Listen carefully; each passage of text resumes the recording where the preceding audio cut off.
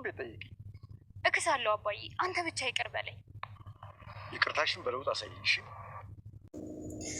ሰላም ሰላም፣ ጤና ይስጥልኝ ውድ ተመልካች፣ እንደናችሁ ደህና ናችሁ ወይ? ሁሉ ሰላም፣ ሁሉ መልካም ነው፣ እግዚአብሔር ይመስገን። እኔ በጣም ደህና ነኝ። ይመሻል ይነጋል፣ እንግዲህ ያው ተመስገን ነው። እንግዲህ ዛሬ ቱቱ ድራማ ክፍል 47ን ይዤላችሁ መጥቻለሁ። እባካችሁ በትህትና ይሄንን ቻናል ላይክ እና ሰብስክራይብ የደውሏ ምልክት እያጠቆራችሁ ወደ እኔ ብትቀላቀሉ በጣም ደስ ይለኛል። በነገራችን ላይ ቻናሌ በጣም እየደከመኝ ነው።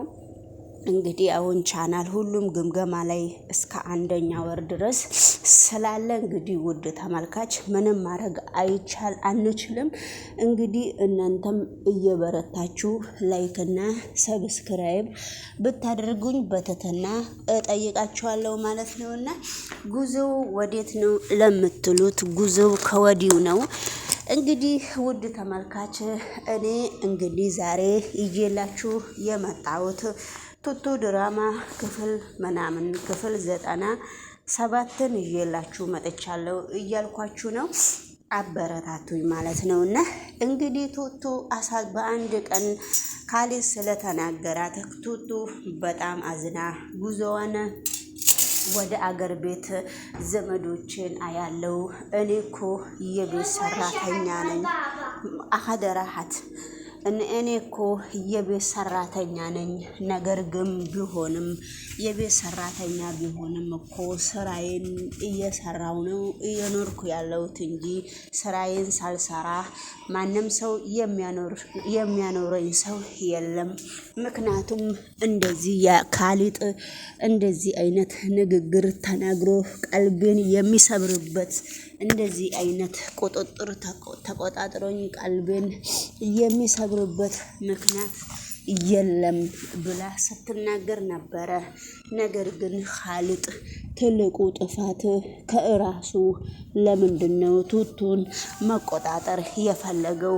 አዎ እንዳለችው የቤት ሰራተኛ ነች። ለቤት ሰራተኛ ጊዜ ይሰጣል፣ የወር እረፍት ይሰጣል። ምክንያቱም እሱ ምን አግብቶት ነው? ምን ቆርጦት ነው እሷን መቆጣጠር የፈለገው? ምክንያቱም እሷም ጥያቄ ስለሆነባት ነው በግርግር በመካከሉ የተነሳችው። እንግዲህ የካሊጥ ሚስትም እኔ በግድ ነው የምንታረቀው፣ የምን እርቅ ነው የምትፈልጊው? እኔ እኮ በአሁኑ ጊዜ ከአንቺ ጋራ በሰላም ነው መፋታት የምፈልገው እንጂ እኔ እርቅ አልፈልግም። በግድ አስገድደሽ ከኔ ጋራ መኖር ትችያለሽ ወይ ብሎ ሲጠይቃት ነበረ። ነገር ግን እኔ ባልችልም እኔ እችላለሁ፣ ሁሉም ነገር እኮ ለበጎ ነው የሚሆነው። ካሊጥ አንድ ጊዜ ብቻ እድል ስጠኝ። ያንተ ችግር ምንድነው? ከየት ነው? ወዴት ነው? እንዴት ነው? የሰው ልጅ ችግር አይታለፍም ወይ ብላ ስትጠይቀው ችግሩ እኮ ይታለፋል። ነገር ግን ያንተ ችግር ሁሌም ያንቺ ችግር ሁሌም ከባድ ነው። ከእንግዲህ በኋላ ከኔ ጋራ ምንም ንግግር እንደሌለሽ ነው የምነግርሽ። ከአባዬ ጋራ ተነጋግረሽ አባዬ ሁሉንም ነገር ተነጋግራችሁ ከአባዬ ጋራ እስከ ጨረሳችሁ ድረስ ከኔ ጋራ አንዲት ነገር እንደሌለሽ እወቂ ብሎ ነው ካሊጥ ማስጠንቀቂያ የሰጣት። ማስጠንቀቂያ ቢሰጣትም ባይሰጣትም ቱቱ ግን ቴና ግን የምትመካ ሴት አይደለችም። እሷ ብቻ ያለችው ነገር እንዲሆን ብቻ ነው የምትፈልገው። እንግዲህ በአሁኑ ሰዓት አቶ ካሊጥም በጣም ግራ እየገባው ነው። ሽማግሌውንም አስሬ አባባ ይቅርታ አድርግልኝ እያለችው እየለመነችው ነበረ።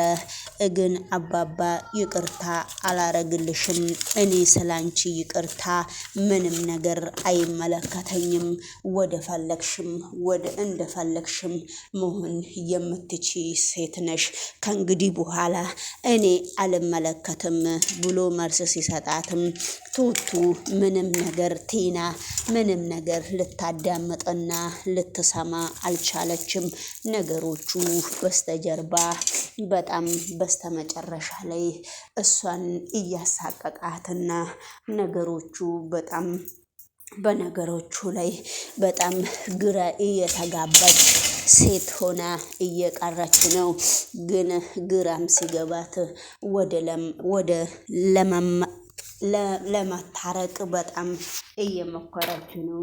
እንግዲህ ደብድብልኝ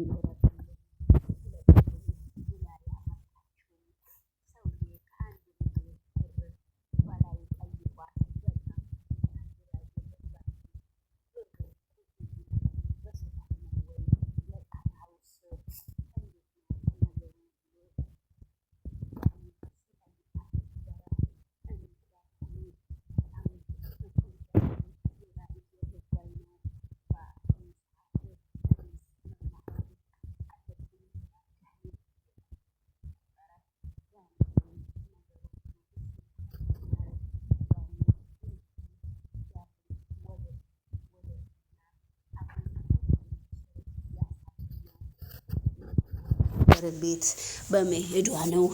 እሄዳለሁ ብላ በመነሳቷ ሁሉም ሰው ግራ እየገባው ነው። ነገሮቹ ግን በጣም ከባድ ቢሆኑ ነገሮቹ በአሁኑ ሰዓት እየከበዷት ነው ለሁላቸውም። አባባም እንግዲህ በስተመጨረሻ ላይ ቢጠይቃትም አይ እኔ ወስኛለሁ፣ መሄድ እፈልጋለሁ ወደ ቤተሰቦቼ፣ ምክንያቱም ቤተሰቦቼን ሄጄ ማወቅ እፈልጋለሁ፣ ቤተሰቦቼ ማየት እፈልጋለሁ። እኔም እኮ ሰው ነኝና ቤተሰቦቼ ሊናፈቁኝ ይችላሉ። ምክንያታችሁ ምንድነው? እኔስ ለምንድነው እንደ ሰው የማልታየው? በሚል ሁኔታ እንግዲህ ቱቱም ጉዞዋን እቃዋንም እየሰበሰበችም እያለ ዳኒ መጥቷል። ዳኒም ምን እያረግሽ ነው ብሎ ሲጠይቃት እሷ ምንም እያረኩ አይደለም፣ የራሴን ጉዞ ነው እያዘጋጀው ብላ ልብሷን እያዘጋጀች ነበረ። በመካከሉ አባባን ሻንጣዋን በእጇም ይዛ አባባን ልትሰነባበት ሳሎን ስትሄድ ነበረ። አባባ እንግዲህ ልጄ እንደዚህ የቀሰቀሰሽ ነገር ሆድሽም በልቶ በአስቸኳይ ተስፋ ቆርጠሽ ይህ የምትሄጂው ምክንያትሽን ንገሪኝ ብሎ ሲጠይቃት ቱቱ ምንም መናገር አልፈለገችም። መሄድ ብቻ ነው የምፈልገው፣ መገዛዘውንም እዛው ከመንገድ ላይ ነው የምገዛዘው አባዬ ብላ ተናግራለች። እንግዲህ ምንም ችግር የለውም ሲላት ካሌት ደግሞ ኩሽና ሄዶ ምን ሆነሽ ነው ቱቱ ብሎ ቱቱን ሲያናግራት ቱቱ ካሌጥን ለማናገር ፈቃደኛ አይደለችም።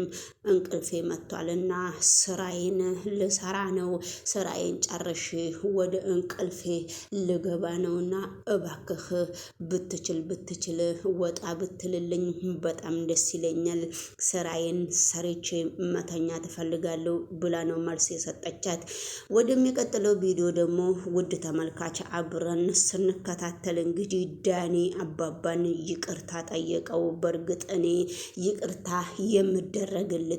የምደረግለት ልጅ አይደለሁምና እባክህ ባባ ይቅርታ አድርግልኝ ብሎ ባባ ፊት ሲቆም ባባ እሺ ምንም ችግር የለውም ከዚህ ቤት ግን አትውጣ ብሎ መልስ ሲሰጠው በእርግጥ እንግዲህ ዳኒ አባባ ይቅርታ ሲመልስለት ሲቀበለው ዳኒ በጣም ደንግጦ በጣም ነው የቆመው።